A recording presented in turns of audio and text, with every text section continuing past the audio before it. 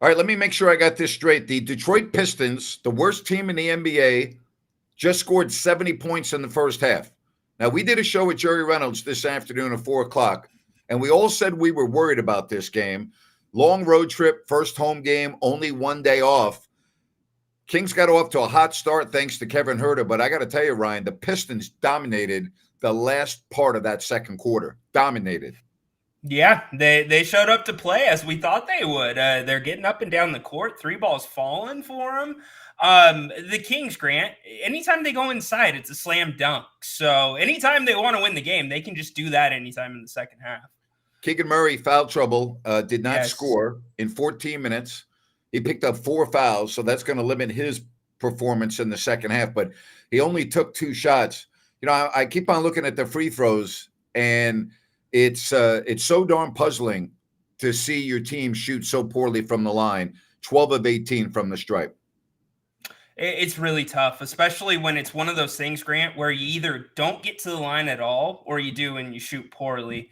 It's to me, it's mental. I mean, hopefully they can start knocking some down, maybe seeing the ball go through the net a little bit more, but I still can't get past 70 points to the Pistons, Grant. 70. Yeah, well, I mean, 63 and a half that you score should be enough to win games. But Yes. when you give up, 70, you just, and again, it's not only 70, it's 70 to the Pistons, who are playing without their very best player in Cade Cunningham, who's been out for a couple of weeks. It's not just like you gave up, and their other starter, what's his name, Thompson, he left with an ankle injury in that second quarter, and they still scored 70 points.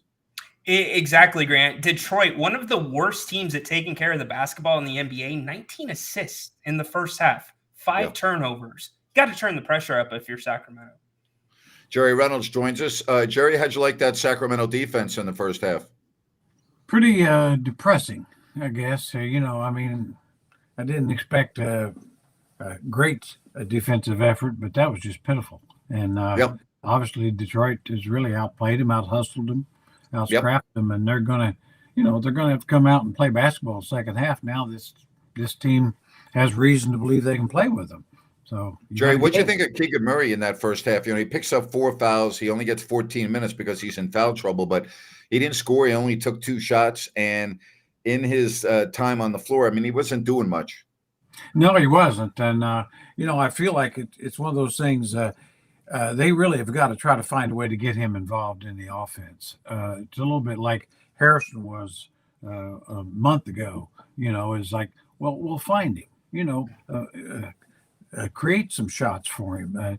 Basically, you got a little too much one-on-one play from the guards and not enough from your wings and inside. So, Keegan's too good not to get him some shots. And now a lot of the fouls, I mean, he's not playing well, but I'm just saying he's a guy you need to get shots. Ryan? Yeah, no, Jerry's right. I mean, anytime the Kings have rotated the ball 2 or 3 times in the first half, it's typically resulted in a wide open shot or it's resulted at something in the rim. So that's got to get better. And Grant, the starters, they've got to pick it up. The bench was flawless in the first half for the Kings. Yeah, no turnovers, picked them up, Trey Lyles. So they've got to do something. And Jerry, really quick on the Keegan Murray thing, is that Mike Brown and the coaching staff losing track of the amount of fouls he asks? It feels like it's a little bit too close to the game. That's a great point. I mean, I understand, before once a guy gets 3 in the first half, generally you get him out of there. So yeah, that's a little disappointing. Well, you only have 15 assistant coaches, so I don't know. I mean, yeah, I was going to say there's, basically both teams have stacked up, but that definitely seemed a mistake. I'm sure they thought I would hope they thought he had 3 instead of the 4th. I'm not surprised that the bench played well in the first half. This normally happens after long road trips. Your starters normally lag behind. Fox is the guy. I mean, if Fox does not play better in the second half, I don't think the Kings win this game. I do think the Kings are going to win this game, but they're only going to win it, in my opinion, if we see De'Aaron Fox become De'Aaron Fox.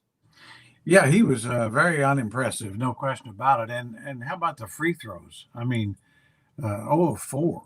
I mean, that's just Yeah. you're right. De'Aaron, he doesn't have to go for 30 in the second half, but he's got to be more like De'Aaron Fox and put his stamp on this game at some point. He's the leader of the offense for sure.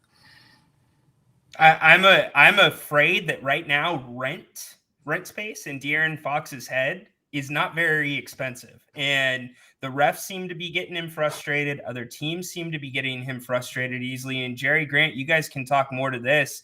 That can carry over mentally when it comes to free throws, when it comes to point of attack, confidence. It can, but it shouldn't with De'Aaron Fox. I mean, not at this level of play, not in the 7th year, not a guy who made the All-Star team last year. I mean, he should be above that. Yes, it can, and I've seen it happen before with veterans. I mean, it's not like but with Fox, as the leader of this team, as their best player, he's got to be above that. If not, this team's not going to be. This team has no chance of winning in the playoffs.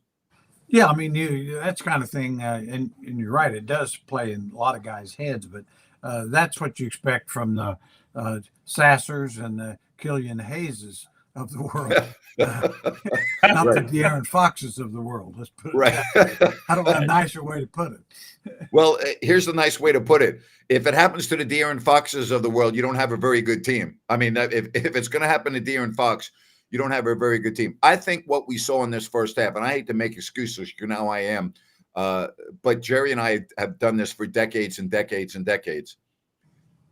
We said this at 4 o'clock this afternoon. We expected the Kings to be sluggish because we've seen it year after year after year after long road trips in the first home game back. And it doesn't matter if you're playing the best team in the league or the worst team in the league, you will very often see sluggish performances. But I would also say this, that sluggish performance doesn't last normally for 48 minutes.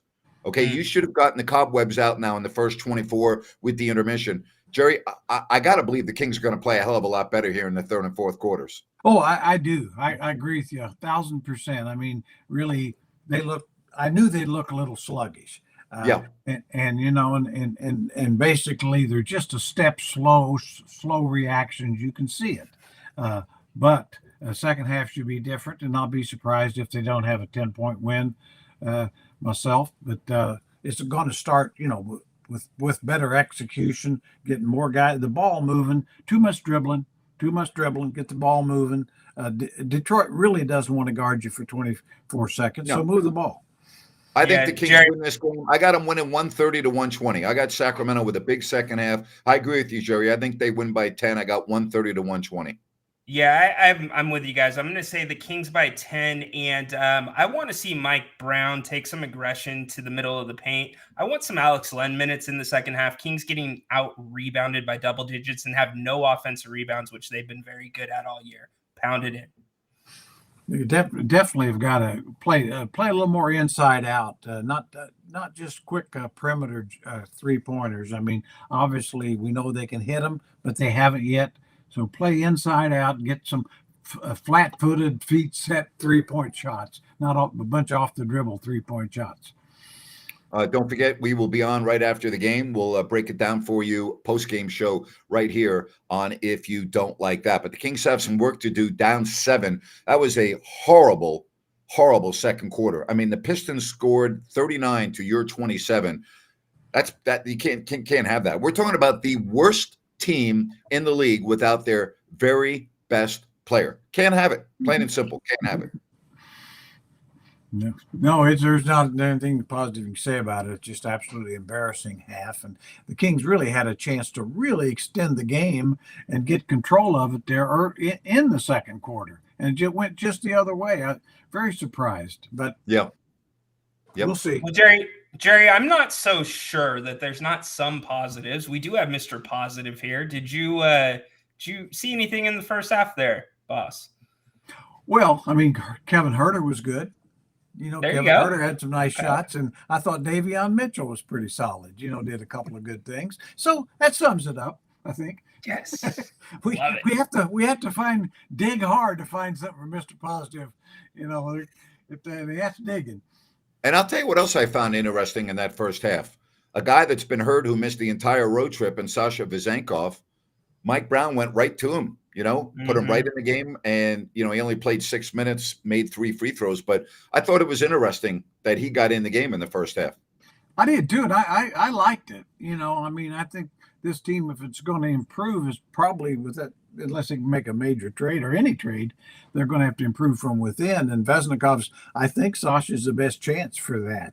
That he can, they need to find another reliable reserve, and because the bench overall the season hasn't been good. It's been better than the starters here in the first half. Well, But, so Sasha's got the freshest legs of the group. They ought to be fresh. Yes, sir. Yeah. Better be fresh.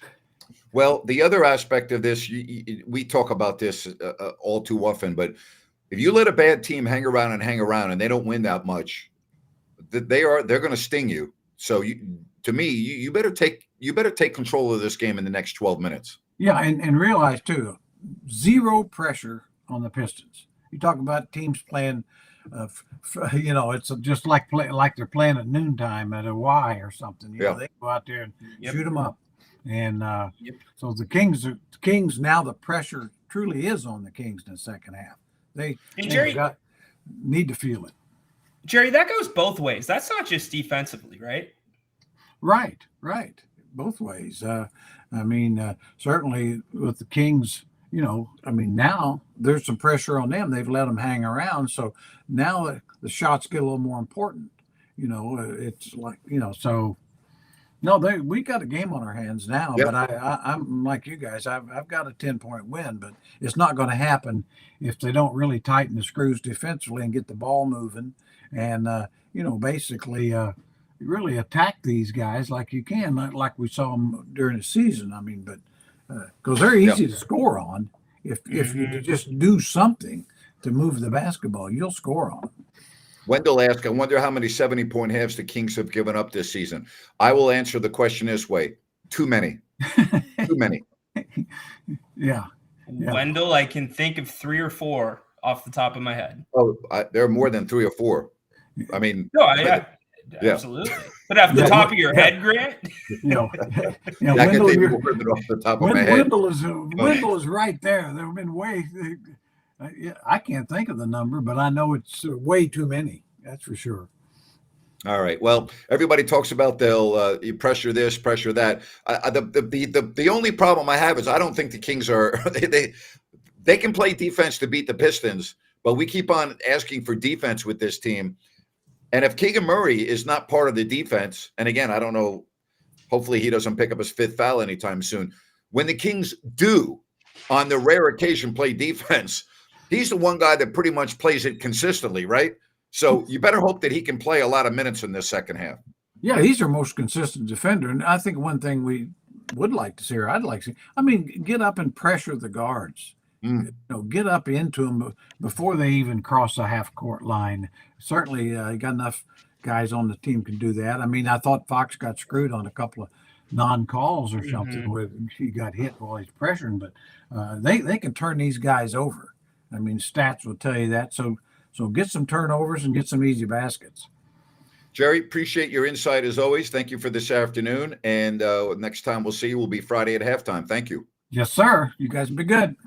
All right. Good stuff from Jerry. And Rhino, we're back in a little more than an hour, my friend. Yes, we are. Hopefully talking about a Kings win. Yeah. Enjoy the second half, everybody. See you in about an hour right here on If You Don't